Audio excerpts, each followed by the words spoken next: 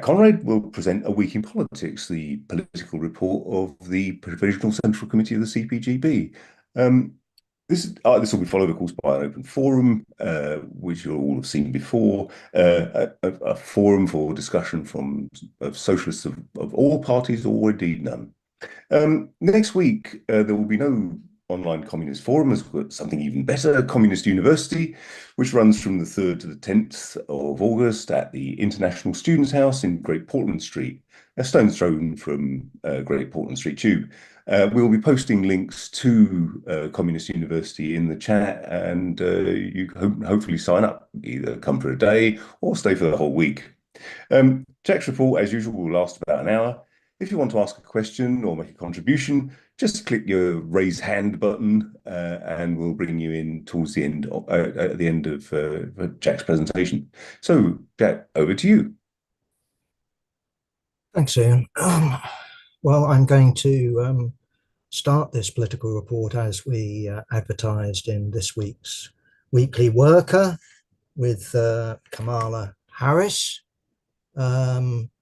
I have to say that last week we did deal with Biden, and I remember saying something along the lines of, it really wouldn't surprise me if he went this weekend, and then thinking, shit, there's not much of this weekend to go.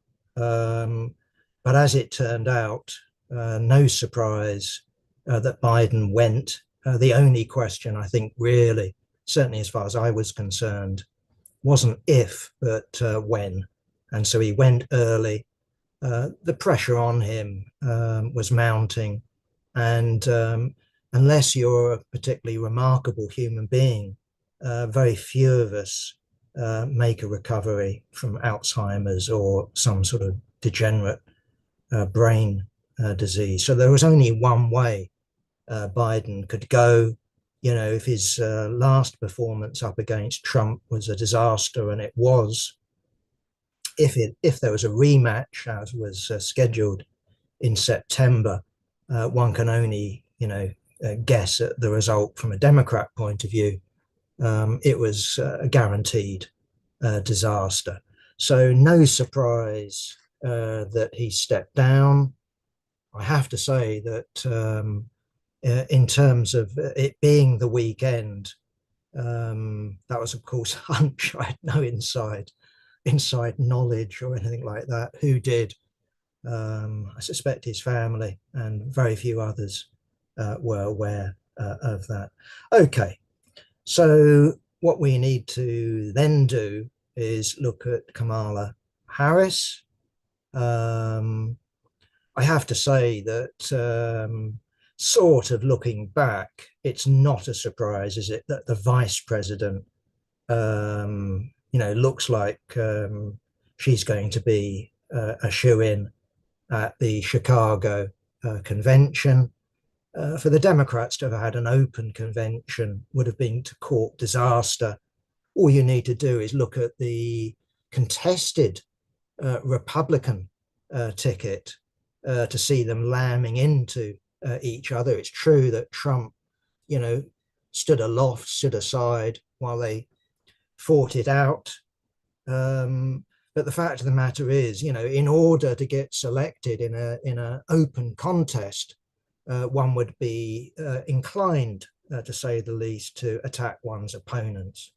And so they've avoided that. It looks like almost certain now that it will be a coronation, and therefore it would be a similar spectacle to the Republican convention in Milwaukee, where it's basically a let's come and praise Donald Trump convention. Not a question of voting, not a question of doing any deals.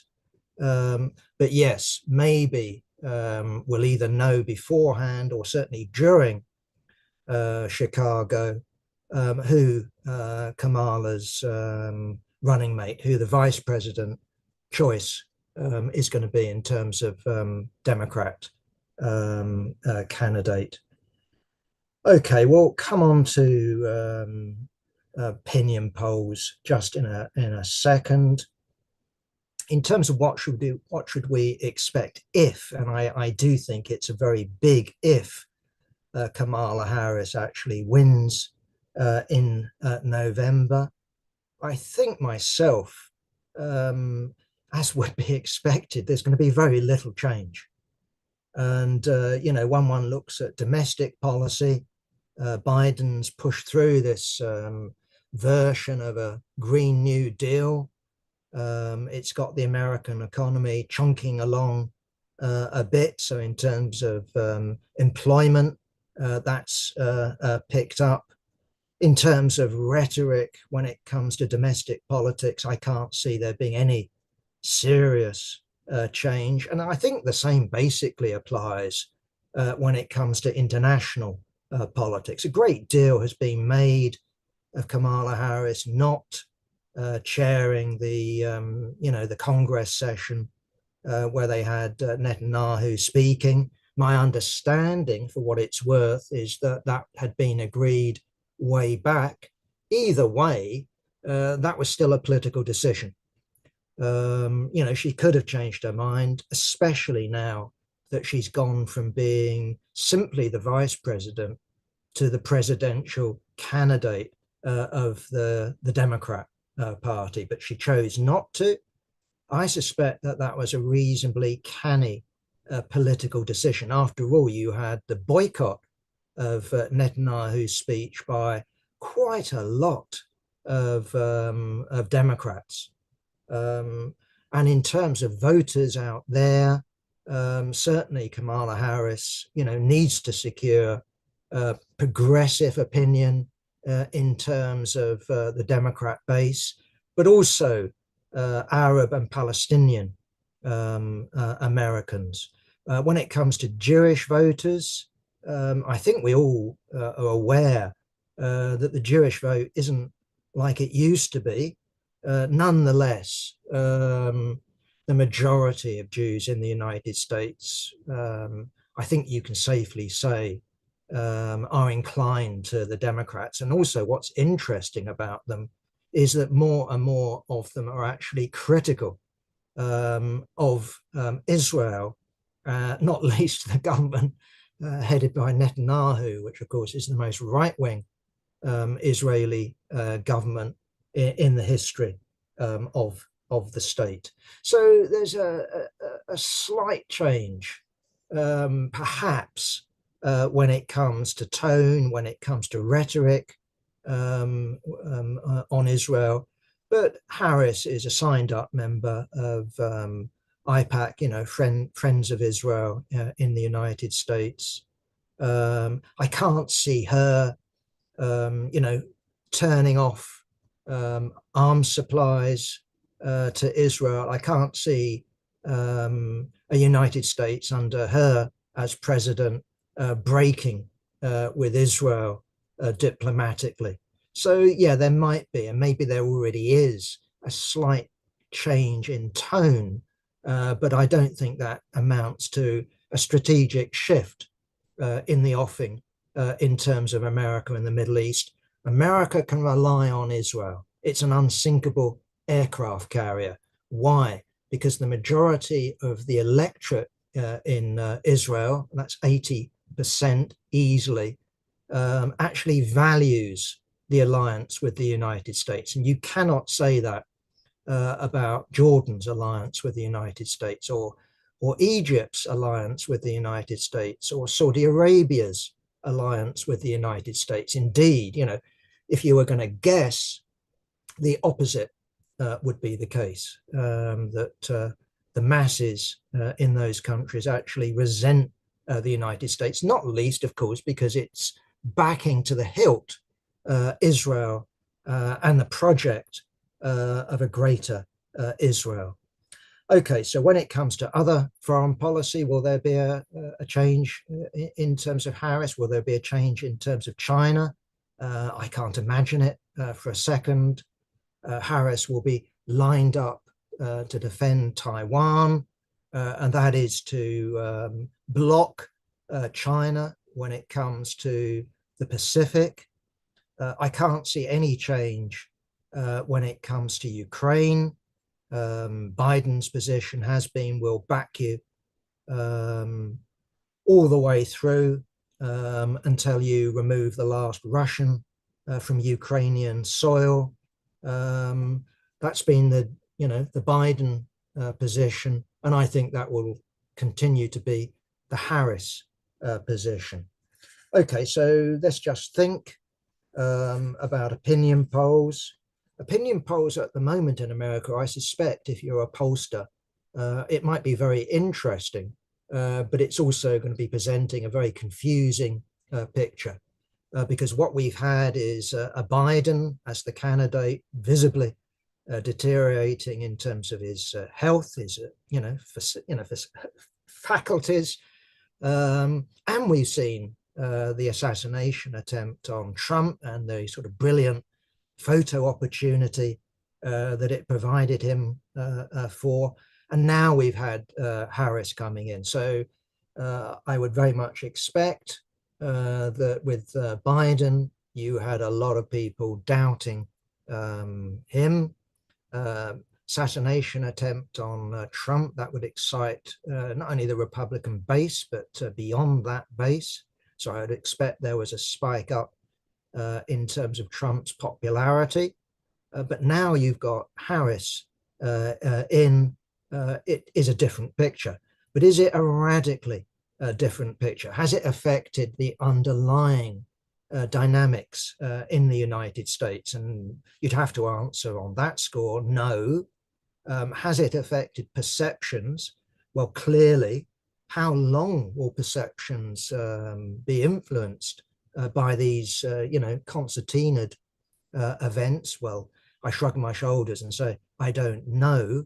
I have looked at opinion polls, and what it shows is that Harris, compared with Biden, has narrowed Trump's lead. So, for example, the last polls that I read in terms of swing states roughly had Trump ahead by 4%, 3%, 2%. Now, pollsters will say that once you get to 3 or 2%, that's within the margin of error.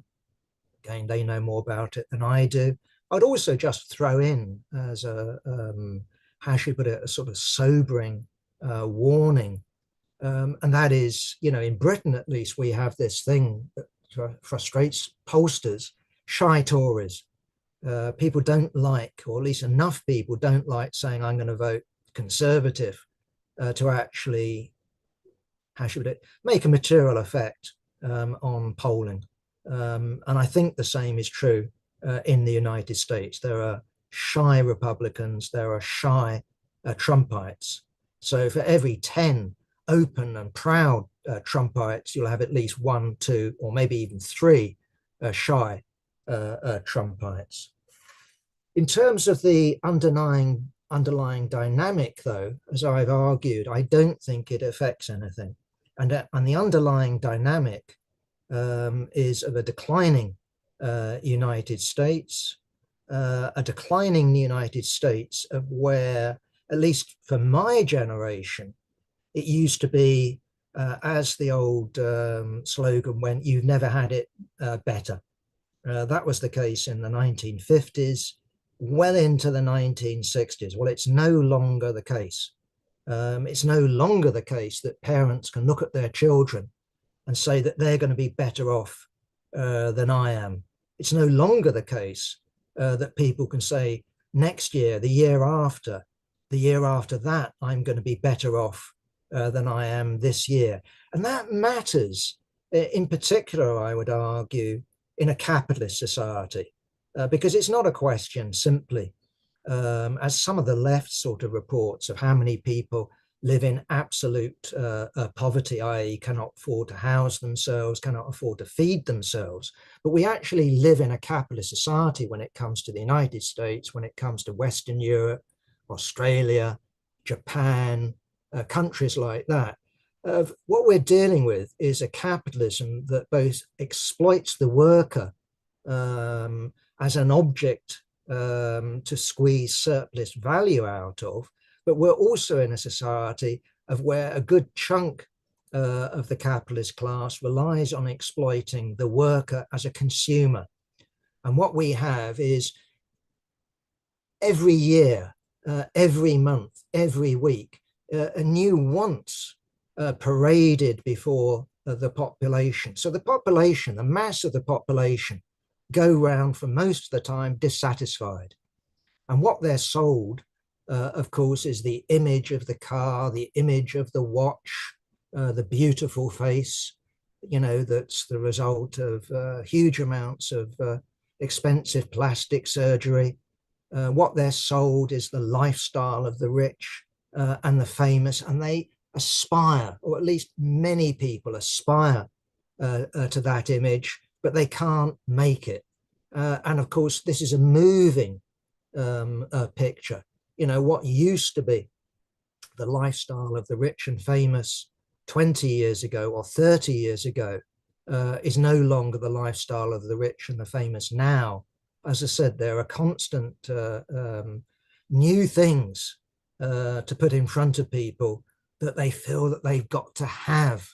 And so we do have a society that's constantly dissatisfied, but now a society of where instead of saying, well, maybe in a year's time, 2 years' time, or maybe it'll be my children that can live like that, people increasingly do not feel that. And what you've got is Trump, amazingly, from a privileged position, a billionaire who will actually be using the language of the working class.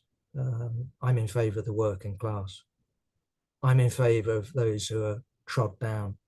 I'm against the elite. I'm against the fat cats. And the left, of course, in the United States, and that not only includes official communism, which of course is much less influential now than it used to be, but a whole swathe of others on the left are attached one way or another to the Democrat Party. Now, I understand why, because they look at Trump and they look at Kamala Harris, or they look at Biden, or they look at Hillary Clinton or Obama, and they say, well, given the choice between these two evils, and us on the left recognize them as two evils, I would rather choose the lesser of two evils. So it's perfectly understandable. The same was true in Britain in the 19th century when workers did have the vote. We're talking about male workers. We're talking about mainly skilled workers. Given the choice between the Tories, party of reaction, and the Liberals, the party of reform, in general, the trade unions, in general, progressive workers, of course, would vote Liberal.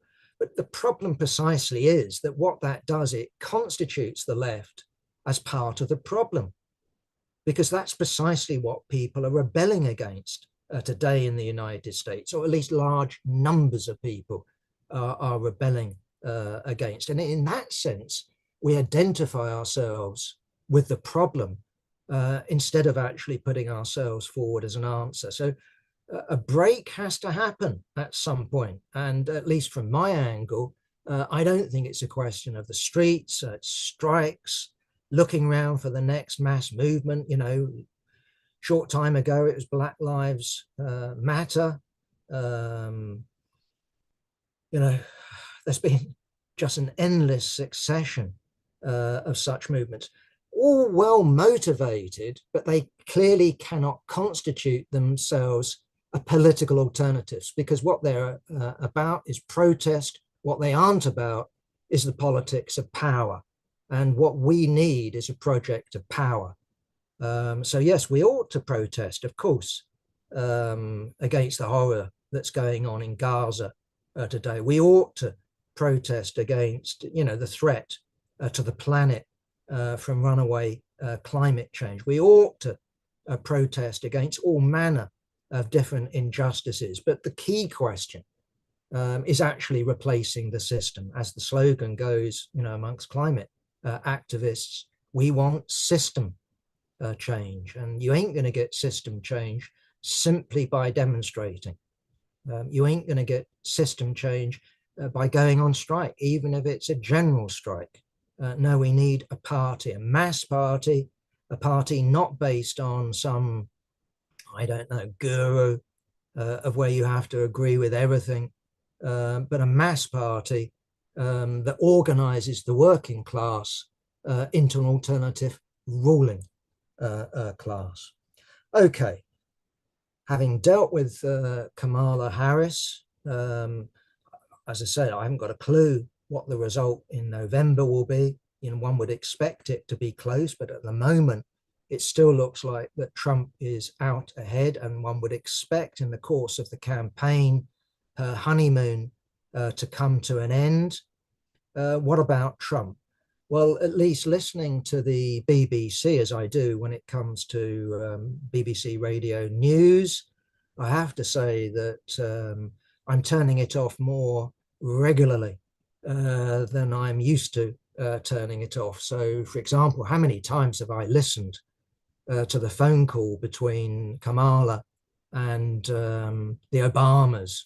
Ugh, you know, staged and hammy acting. There it is. And the BBC, at least from my angle, I don't know what it's like on World Service, but you know, in terms of listening here in the UK, I have to say that it comes over as a propaganda arm of the Democrat Party. So, for example, we've just had a report, you know, of Trump speaking before his "Christians, I love you" in Palm Beach, and we've had this quote paraded round. How does it go? "You won't have to do it next time." That's vote. 4 years and we'll have fixed it. How has that been sort of spun? And I do think the word spun is advised here. It's been spun in conjunction with Trump's "I will be a dictator, ... for a day." And so therefore we get this image being created of Trump, the authoritarian, Trump, the potential Hitler, Trump, the guy that's going to destroy democracy in America, from my angle, destroy what calls itself a democracy in America. But no, I actually think that, you know, if you're a news channel that's committed to objective reporting, serious reporting, as the BBC claims to be, but clearly isn't, how would I interpret that statement in front of this Christian crowd? Well, quite simply, I would say here's Trump, who, my understanding at least of the American Constitution, since the days of Franklin Roosevelt, is you are not allowed to serve as president for more than 2 terms. So in France, you can, but you can't do it consecutively. So Macron has to stand down. He could run after who? I don't know. But my understanding is that Trump can't. And even if you imagine that he could, he can be pretty old after serving a second term. So I think that what he was saying is, well, you only get a chance to vote for me once more. And what I'm going to do in my 4 years, I'm going to fix it. Now, I don't believe a word of that. I don't believe that he's going to fix all of America's problems in 4 years, in the same way, of course, that he didn't fix all of America's problems in his first 4 years. Yes, we had a wall built. Of course, it wasn't complete. Will migrants keep coming? You ask the question, you know the answer. Of course they will keep coming, because this is a matter not of an open border. It's about push. It's the push of poverty. It's the push of people in desperation. And what they will do is go from countries that are in equal desperation, such as through Mexico or other Latin American countries, and they will keep coming into the United States. So I think that's pretty safe to say. Will Trump fix it when it comes to American decline? Not impossible, but not fundamentally. We're not going to have a return of the Gilded Age in America. Either way, when it comes, I think, both to domestic politics and also foreign policy, there will be a change if Trump wins. I think actually there will be less change in terms of Trump 2 compared with Biden. Nonetheless, I think there will be a change in rhetoric. So Ukraine, Trump is talking about basically picking up the phone and doing a deal within 24 hours. I'm skeptical. Why?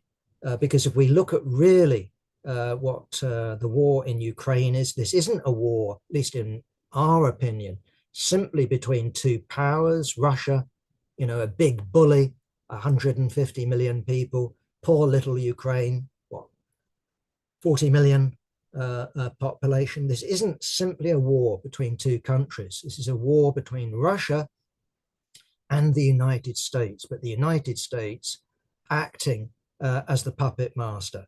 The Ukraine war, in other words, is a proxy war being fought by the United States, NATO, in conjunction with Ukraine, in which only Ukrainians die. That's the character of the war. Why is America doing that? In my view, at least, it wants to bring Russia down. It wants to subordinate Russia so that it's a neo-colony, something it nearly became under Yeltsin. But of course, there's a bigger picture. And anyone who's read Brzezinski's, what was it, the chess game, the grand game, whatever the title of the book was, the strategy seems to be clear. And that is dominate the world island. And crucially, what that means at the moment is surround China, control the supplies of oil coming into China, for example, not only from the Middle East, where the United States could turn off the taps, but also from Siberia, from the Russian Federation. So I don't know, maybe he will fix Ukraine within 24 hours, offer Putin a guarantee over Crimea, which is, remember, given to Ukraine by Khrushchev, quite bizarrely, but then retained by the Russian Federation on some sort of agreement with Ukraine after the collapse of the Soviet Union. That's where its fleet was based, that gave it access to the warm waters of the Mediterranean, but also perhaps a deal over Donbass. Who knows about the south? Maybe a deal in terms of Russian speakers in Ukraine. I don't know. All I would say is, of course, it takes three to tango. In other words, we also need to look at the domestic politics of Ukraine itself. It's certainly true that Ukraine is fighting a proxy war, but in terms of mobilizing its own population, of course, that isn't the slogan. People don't go to the front and die with the slogan, "Long live the United States, long live Joe Biden," on their lips. They go, into battle with something like "Free Ukraine," "Save Ukraine from this terrible bear to the north, save us from Putin," and therefore you could quite conceivably at least imagine things not being so smooth, i.e. a potential military revolt, such as by, for example, the Azov brigade, or is it a battalion? I can't remember now. Either way, there are fanatical Ukrainian nationalists who could easily turn Zelensky into a Jewish traitor. You can imagine, in terms of their worldview, that being their motive. Now, whether they succeed in overthrowing Zelensky, that's a different question. All I'm saying is it ain't necessarily smooth. And in terms of Trump, of course, he will be advised, and that is his agenda too. If we want to stop the rise of China, if we want to reassert America, if we want to make America great again, we've got to block China. And the best way to block China is to, in that sense, attack it first in Russia. We've got Russia into a war that it doesn't look like it can win anytime soon. That's a good position for us. And we can then do China, from the other angle in the Pacific. So I don't see any fundamental change in terms of Trump. He puts himself over as, well, there were no wars when I was president, but I do think there will be at least a change in tone when it comes to Israel. So on the one side, you've got Harris, who's clearly just at least tilting in terms of her rhetoric, ceasefire, the suffering of the Palestinians on the one side. On the other side, you've got Trump, who actually calls upon Netanyahu and the Israeli government to finish the job. Now, what does that mean in the context of Gaza? What does that mean in the context of the West Bank?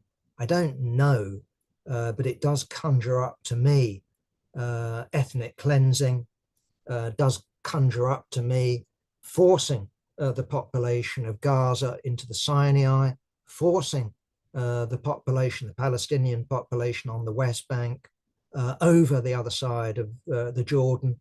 And if that doesn't work, well, let them starve, cut off the water, cut off the food supplies, make them leave. I don't know. Either way, of course, that in itself will have consequences in the wider Middle East. And I'm not a State Department official. I don't know how they would calculate the effects of that, except to say that while that might sort of strengthen the Zionist project,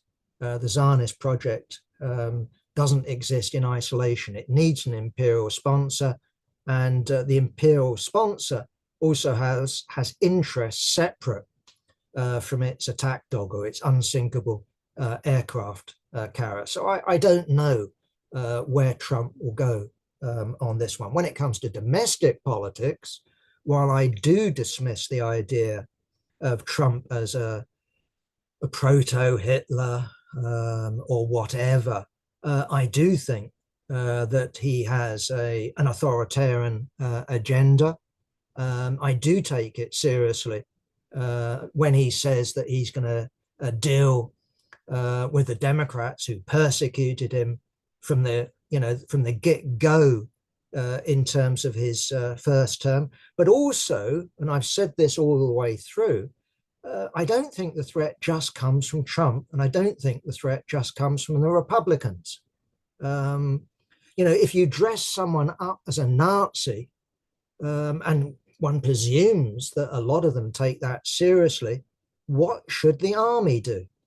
What should the FBI do? What should the CIA do? What do the Democrats do under those circumstances? Let Trump win fair and square, or do they preempt that? I don't know, but it really wouldn't surprise me if someone acted in a slightly more effective way than the attempted assassination. And all that would have taken is the wind,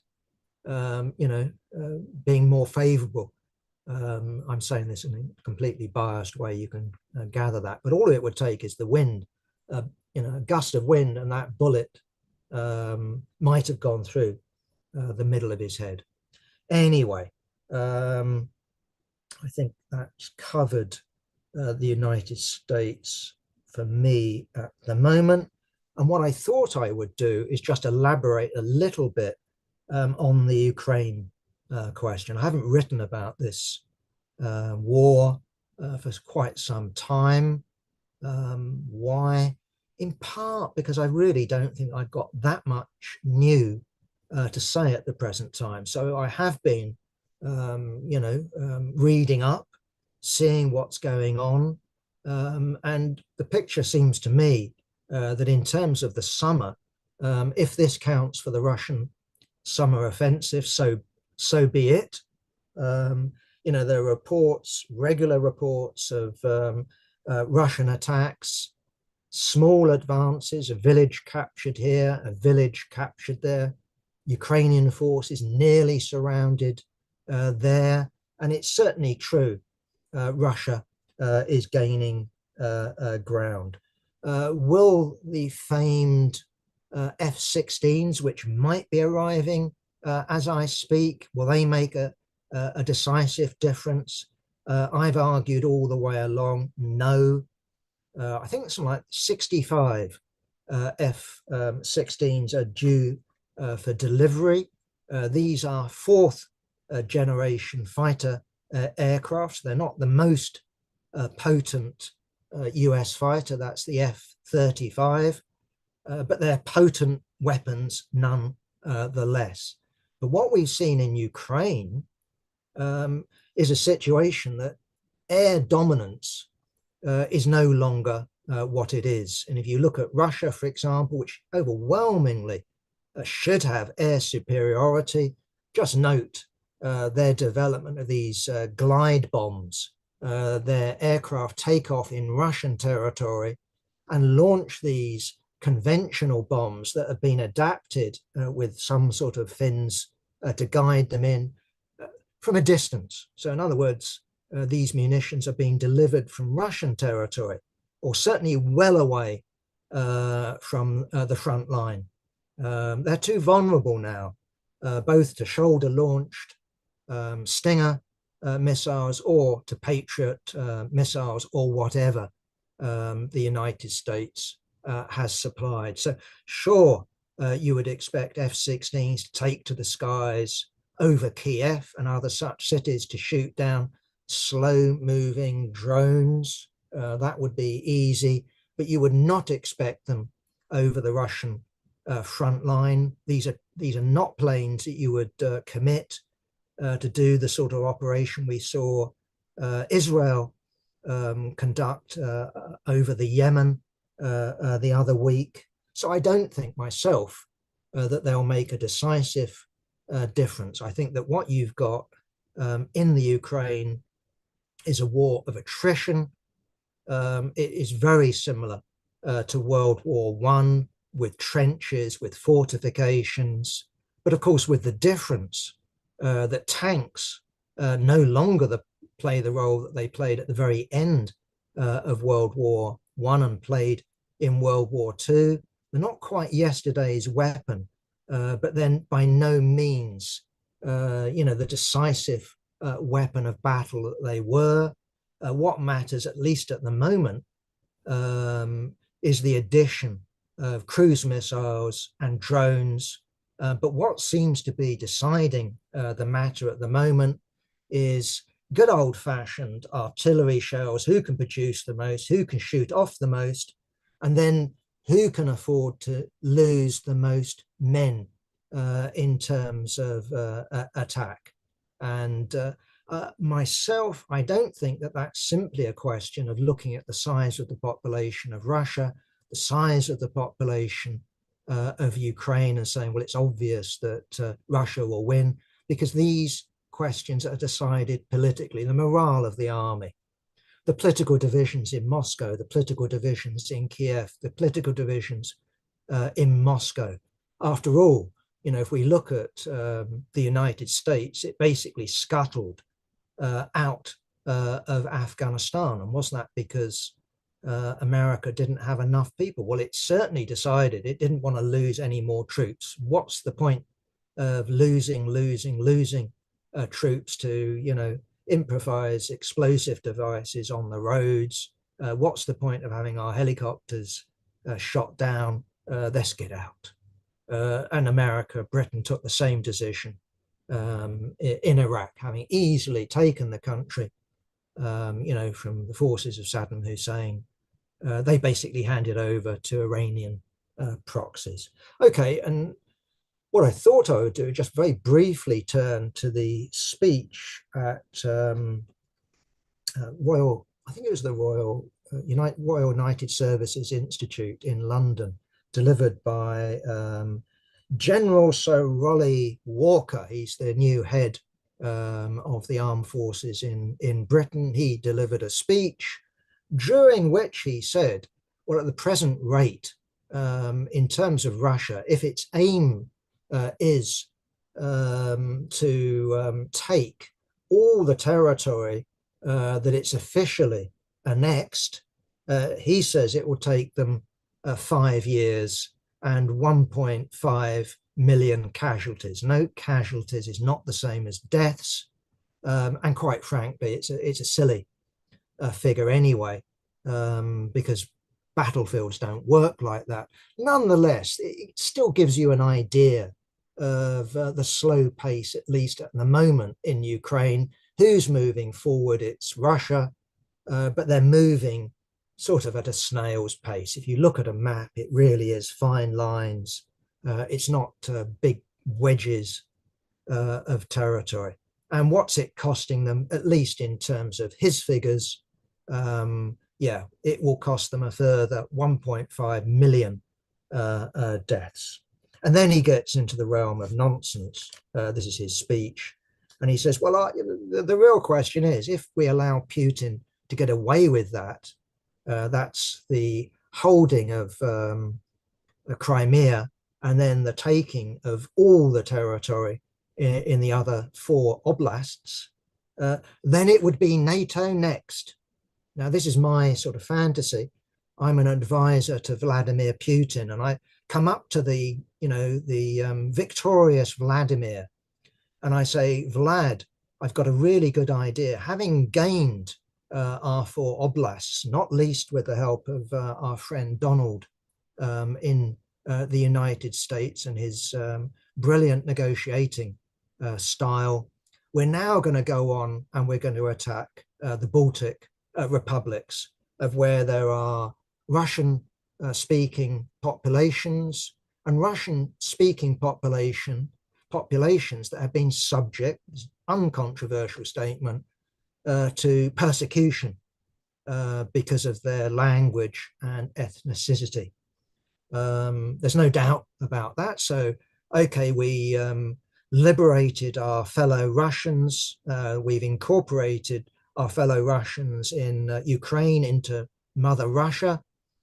We've humiliated NATO. We've neutralized, one would guess, Ukraine. It's not going to join NATO. It's not going to join the EU.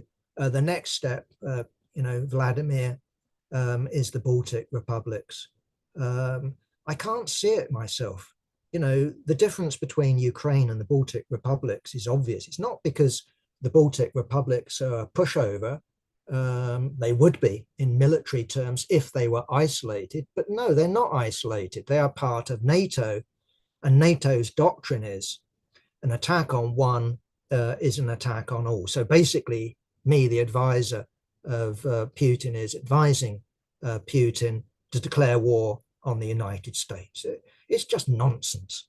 So our General Rowley is saying Britain has 3 years to prepare for war. I mean, of course, what he means by that is 3 years to prepare for war against Russia. No. Just look at the size of the British Army. It's in no position in 3 years to train up men, get the artillery together, to get production up and going. And if we look at where the military is at the moment in Britain, okay, it can keep them their UN Security Council seat. There you are, Trident renewal with billions and billions going into that, and that will be year by year by year permanently. 2 stupid aircraft carriers that cost billions. I don't know about the latest technology, but could an aircraft carrier withstand a storm of cruise missiles coming into it, in spite of the almost the fleet that these ships have to be surrounded with in order to protect it? I just doubt it. They look like, to me, the battleships of World War One in the conditions of World War Two. Conditions of World War Two, it was aircraft. That's how America won in the Pacific. I think the days of the aircraft carrier are over. As to the British Air Force and Navy, F-35s, well, massively expensive, incredibly sophisticated, maybe over sophisticated weapons. You know, they can take off vertically, they can do everything, but expensive, hugely expensive. Either way, I'm not trying to give advice to the British Armed Forces. All I'm really trying to say is this war talk about Russia, I think, is exaggerated. Doesn't mean I don't think that there's a general drift towards war. Either way, what I think we've got here with General Rowley is agitation by the armed forces for more spending, for pushing spending up from about 2% of GDP, which is where it is now, up to their 2.5%. And again, just listening to various military commentators, they say if Trump, for example, I don't see him doing it, broke off this, the NATO treaty and basically said, Europe, you can go your own way. The military calculation is that Britain would have to spend, and other Western countries in Europe would have to spend something like 5% of their GDP on arms. Anyway, take it for what you will. He also, and I'll finish with this on that score, talked about the axis of upheaval. He's either have got a very original mind here or he's got a speechwriter. Remember Bush's axis of evil. He's joining together Russia, China, Iran and North Korea, and says that these powers are ganging up together to undermine our interests. Well, no, they're not ganging up to undermine the West. What they're doing is ganging up together because they're under attack from the West. You know, like if you take North Korea, it's got sanctions on it. Iran, it's got sanctions on it. Russia, it's got sanctions on it. And China, while it doesn't overtly break those sanctions in practice, as we know, it does. And so when you're in a situation where you're being bullied, it's very natural for those who are being bullied to look to others to give them strength and give them support. And just turning to another subject, sort of linked to what we've previously been talking about today, there are elections happening in Venezuela. The BBC, of course, unbiased and objective as always, is telling us, I don't know. But Maduro is very unpopular. You know, this is the Chavista regime in Caracas. And the leader of the opposition, Edmundo Gonzalez, is incredibly popular. I don't know.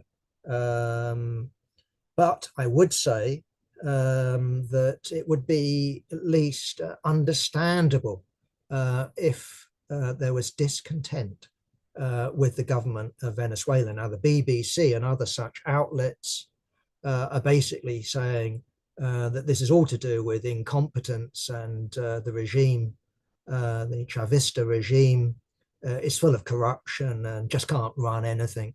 And I would go, well, there no doubt is an element there. But the fact of the matter is that Venezuela is creaking under sanctions. And the figures are, that I've heard at least, are that its GDP has gone down by 75%. And as a result of that, let me get the figure, 8 million Venezuelans have left. And they're not leaving because they're all so well off and they decide to go on holiday, or they're escaping crisis. They're escaping lives that are just not able to function. And where they're going, where are they going? They're going north. So yeah, many of them have gone to Colombia, but often Colombia is just a staging post to go to the United States, where they would hope at least to get a job and to get a future. for their children. So exactly, Trump can complete his wall, can round people up, but these people will keep coming while the United States maintains its sanctions, crippling sanctions on Venezuela. And of course, Venezuela matters regionally. It's viewed as still something of an inspiration by some. It's certainly important, for example, for a country like Cuba. But I also thought I'd just add in this thought that since Chavez came to power in Venezuela, it's been viewed as some sort of model by many on the left. Not only official communists have said, that Chavez, he was the equivalent of Venezuela's, Fidel Castro. We've had others talking about Venezuela providing the sort of focal point for a fifth international, and that tells you where they're coming from. They count the fourth international as an international, and perhaps the most enthusiastic advocates of that line have actually been, what do they used to call themselves? Socialist Appeal. These were the comrades that headed the Venezuelan Solidarity Campaign. These are the comrades that have reinvented themselves, or at least remarketed themselves, I think would be a more accurate description, as the Revolutionary Communist Party. Apparently communism is now cool with some sections of young people. Good. I'm very pleased about that. But genuine communists are not into, the flip-flopping of fashion. What's fashionable one year is deeply unfashionable the next. We're communists. We stick with being communists, whether it's fashionable or unfashionable. Either way, the point I would make is that while the RCP, as they now call themselves, and I've looked on their website, I could be wrong, ain't playing up Venezuela and Venezuela as a beacon of light for the world to follow anymore. What they have is the same method fundamentally. So, for example, in a recent authoritative article in The Communist, their, I think, fortnightly paper, what they have is the idea of the RCP coming to power in Britain in 5 or 10 years' time, quote unquote. It's not hyperbole on my score. And the idea is that when the RCP comes to power, so wonderful are things that the world looks, gasps with admiration and says, well, we want some of that. And this view goes back to the origins of that group and the idea that a Labour government would do that. Of course, a Labour government headed by what was militant. The RCP comes from that route. The idea was then that you win a majority in Parliament, you legislate in socialism through enabling bills, and the army, because socialism is so popular, doesn't rebel. The officer corps doesn't rebel. House of Lords doesn't rebel. The monarchy doesn't rebel. America doesn't do anything. This is fantasy politics. We can see what happens to countries that try to go it alone. And I'm not going to describe Venezuela as any sort of socialism. If you want me, I can call it Chavista socialism, but it ain't proletarian socialism. It's not going to proletarian socialism.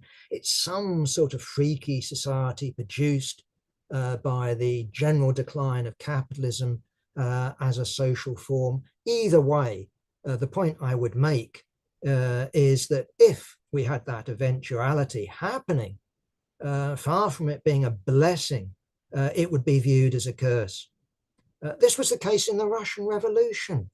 So if you read the speeches of Zinoviev, for example, translated by Ben Lewis, brilliant speech at Halle, the Congress of the Independent Social Democratic Party, the largest party in Germany at the time. The majority of delegates vote to affiliate to the Communist International.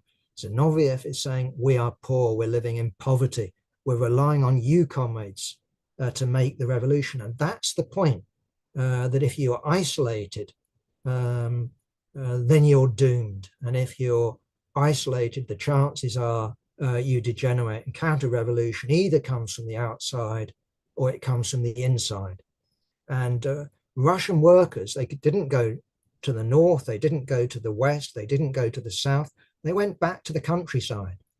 But fundamentally, we saw the same sort of picture in Russia after 1917, as we've seen in Venezuela. And we would see the same if there was a socialist Scotland or a socialist Britain. I don't see it myself. I don't think we're in a revolutionary situation. And we need a party, not a sect, not a confessional sect. We need a mass party.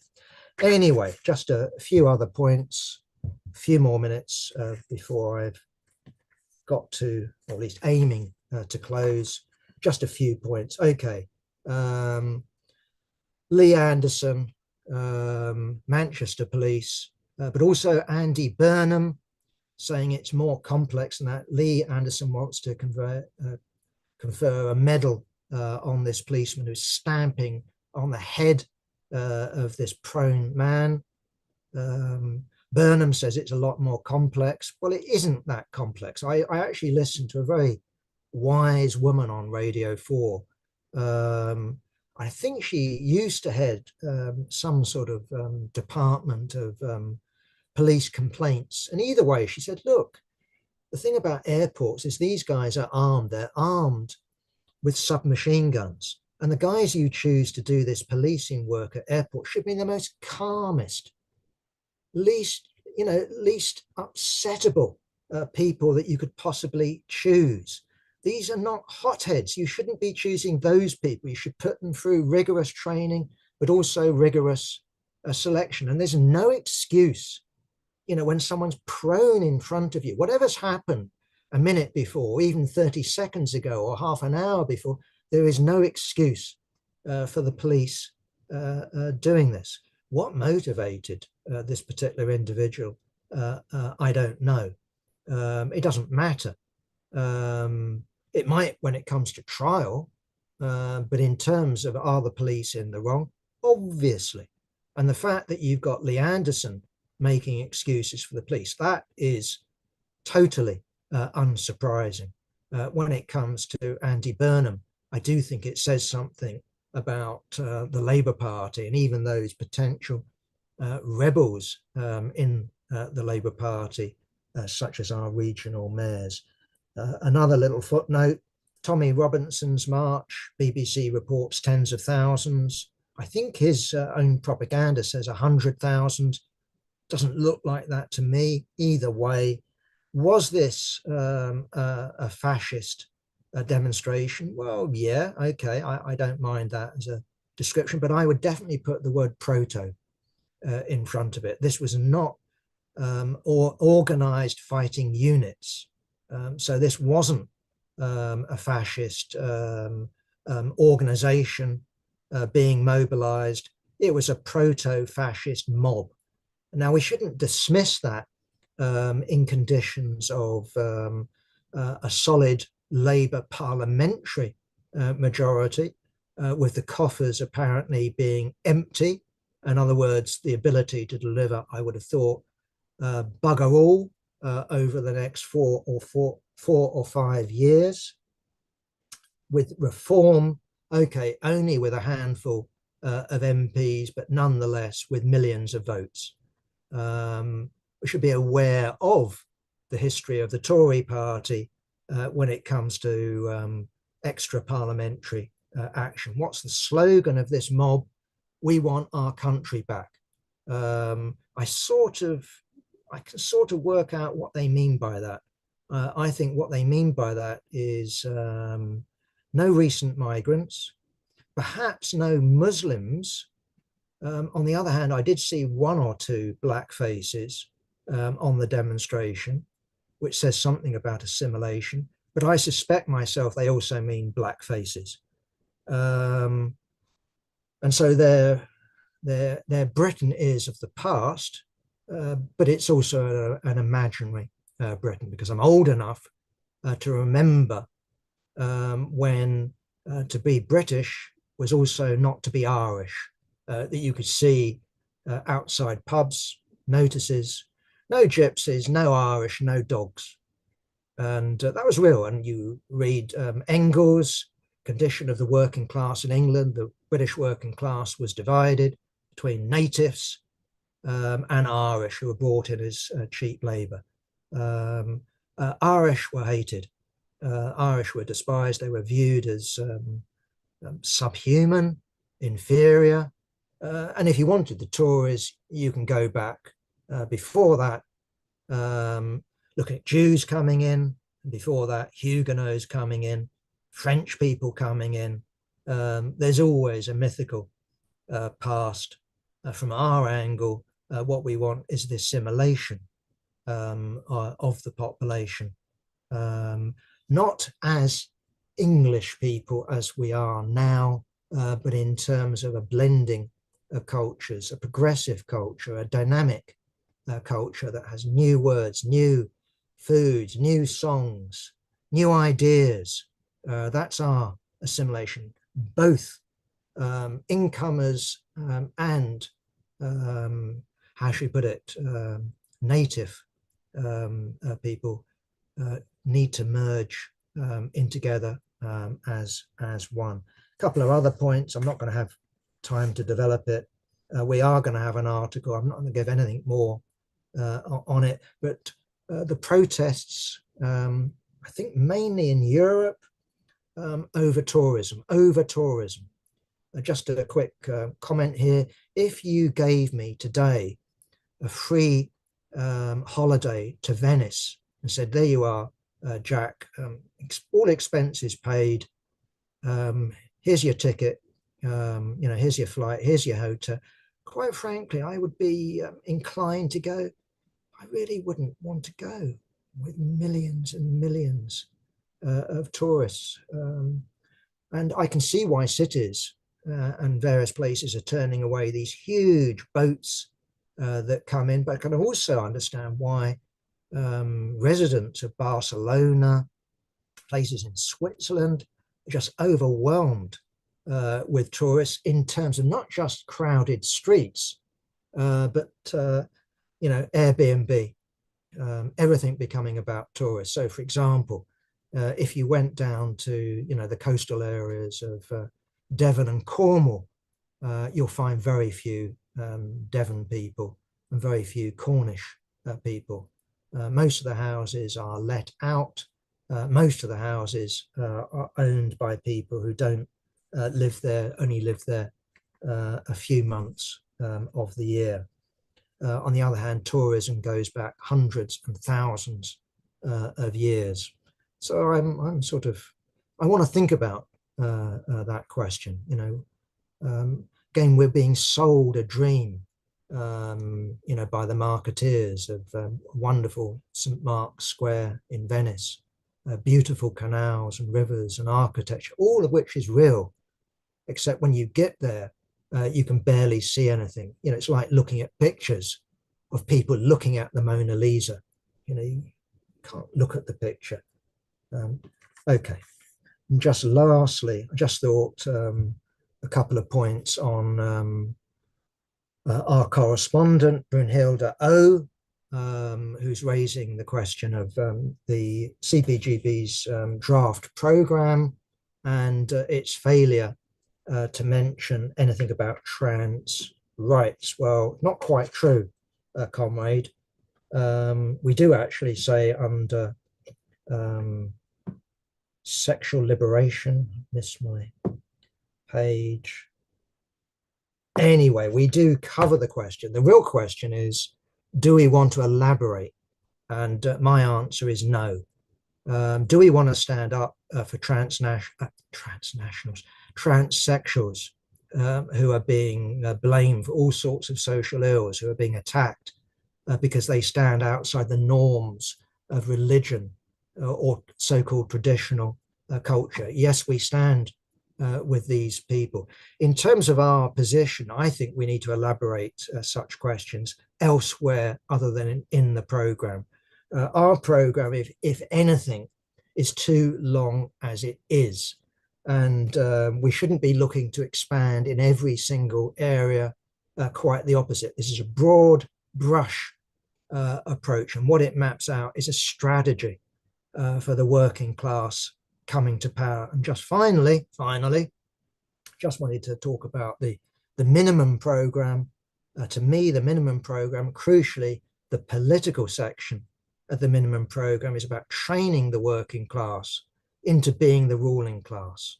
And the fight that we have for the democratic republic, this is the form that working class rule will take. So precisely, it's technically feasible under capitalism, but it is already in its realization the form that working class rule will take. So in Russia, for example, if we put aside the provisional government, which is an additional complication, and we just have the democratic institutions of Russia, which were the Soviets, the soldiers, workers, and peasants. If we just have them, then that is the form that working class rule would take in Russia. And that required winning a Bolshevik and left R majority, which is what they won, and getting rid of the right wing of the Mensheviks and getting rid of the right wing of the socialist revolutionaries, who were committed to the war aims of Tsarism, i.e., new territory for Russia, committed to the alliance with Britain and France, and were also committed to drag their feet when it came to workers' rights, but crucially, when it came to the rights of peasants to the land. So the Soviets were the form of working class rule.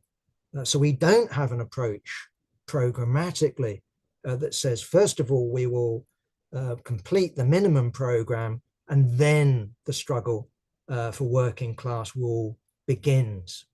The minimum program is about achieving working class rule. The maximum program is about the transition to communism. And of course, what that requires is revolution in many countries. In reality, of course, it requires a world revolution to make decisive steps in the direction of communism. Thank you, Ian. Thank you, Jack. There's plenty for comrades to get their teeth into there. First to have his hand up was Peter. Please, over to you.